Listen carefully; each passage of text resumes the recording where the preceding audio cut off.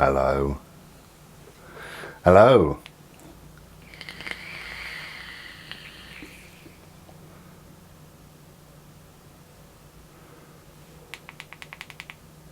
Okay, so this is another video in the series that I'm doing, the series called My Thoughts. I've asked people to leave underneath my videos, leave whatever they want to, if they want me to cover something in my thoughts. So I'm trying to do short-ish videos, just my opinions, my ideas, my thoughts, what have you. Bloody fly on my head then. This t-shirt was $5.99 on eBay. Exercise? I thought you said extra fries. It just tickled me. I like it. Cheers.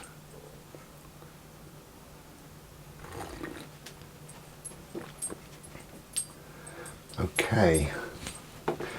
So yeah, my thoughts. Thank you for everybody who's given me some great ideas. Really, we're going to cover.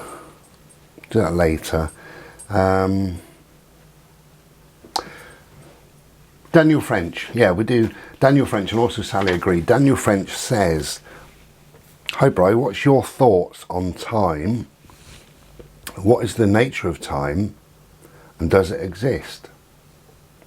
So Daniel French, "Hi, Bri, what is your thoughts on time? What is the nature of time, and does it exist?" And that bloody fly just landed on me. It's a funny thing really, because time is only a concept. Time is an internalized concept that we've all got.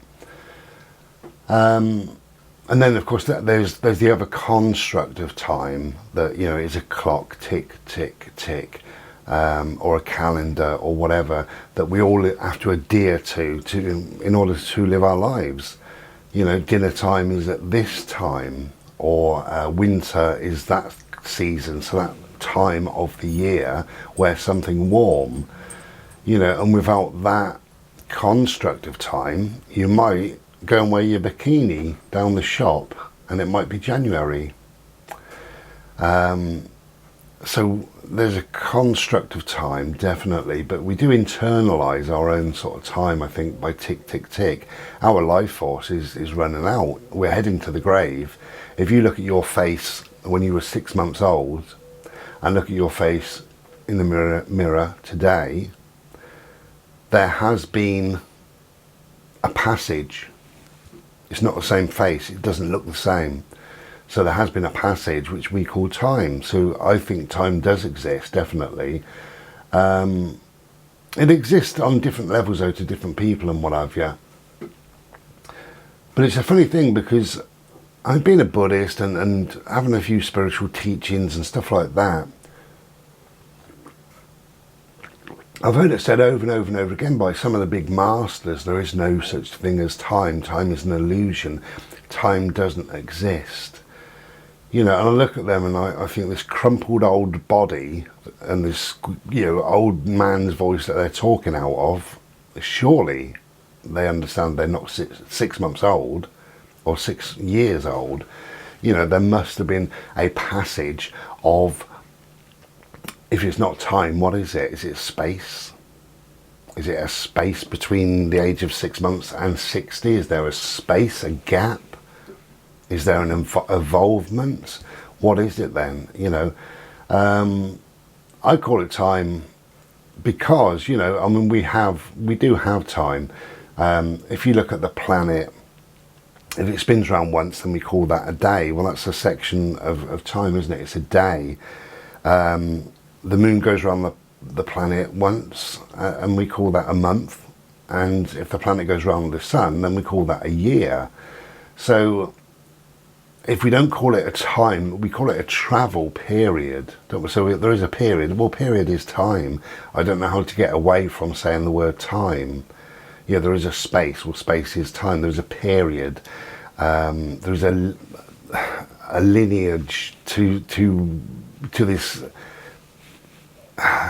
thing, this lump, this bubble, or this bubble is time. This lump of space that we're living in now, between now and now, there was time in the middle. You know, we only live in the now, so we have a series of nows. So while you're watching this video, it's now, now, now, now, now.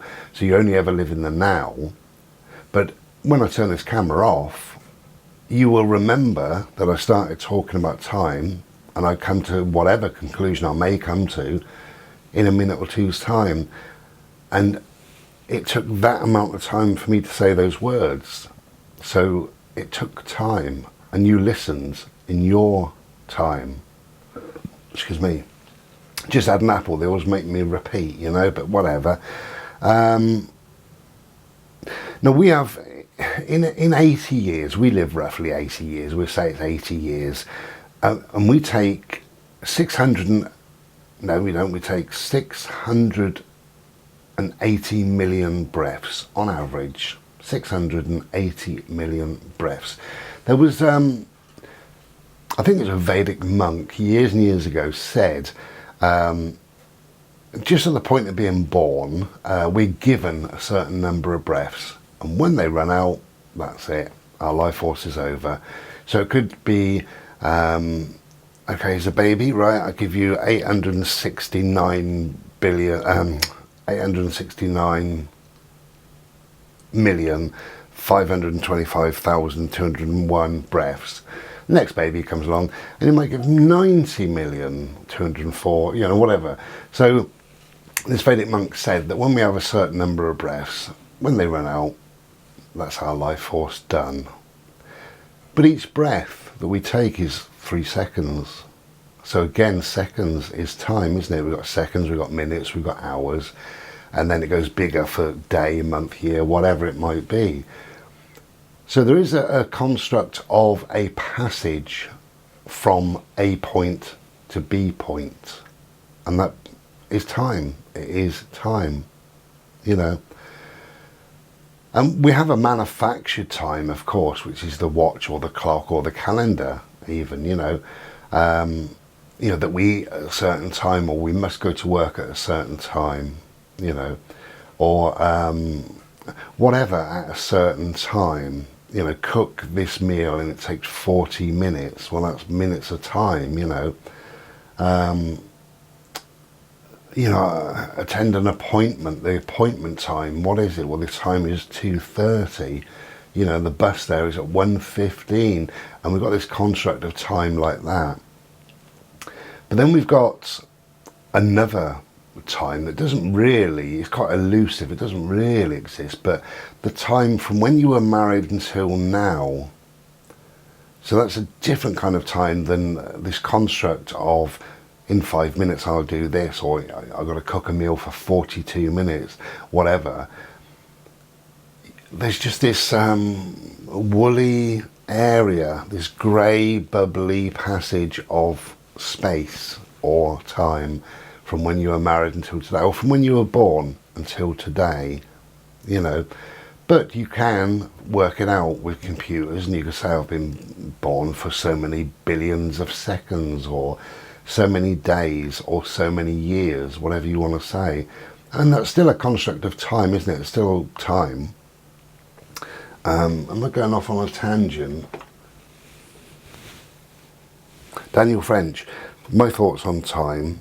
Well, time just is. Time really just is.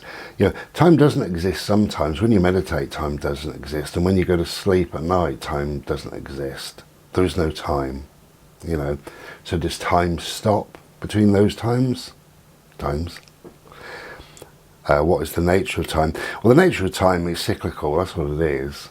Obviously, you know, I've just said, you know, if the moon goes around the planet once, then we call that a day. It's a cyclical thing, you know.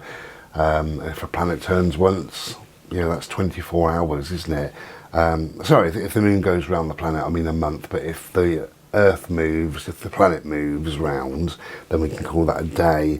Or if the planet goes around the sun in a year, it's a cyclical nature. That's what it is. So that cyclical nature is still time.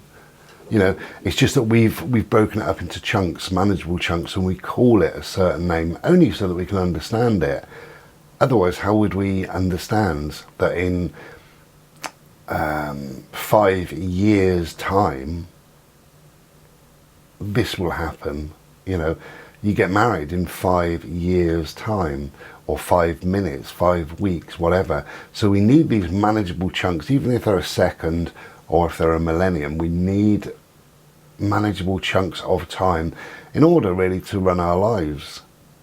You know, if you lived on a desert island, you had nothing whatsoever, your time would still exist, but the cyclical time would exist. So the outside you time would exist.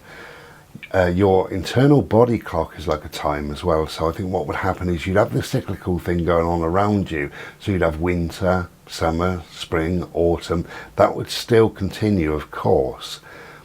But your inside, you're still getting older, and your beard would get longer, or your hair would fall out or get longer or turn grey. And eventually you will die. You might stoop and walk with a stick, whatever. Even if you're on a desert island, you know, there's still time. There's the internalized time, which is the body clock, which is running out, sending us to our graves eventually. And there's a cyclical nature of time that is a day, a year, a month, whatever. And your internalized body clock would still, on this desert island, you would still sleep when you're tired, probably at night. You would eat when you're hungry. And we eat a meal, and then within 5 hours, our body starts to use up most things. So within 6 hours, we want to eat another meal.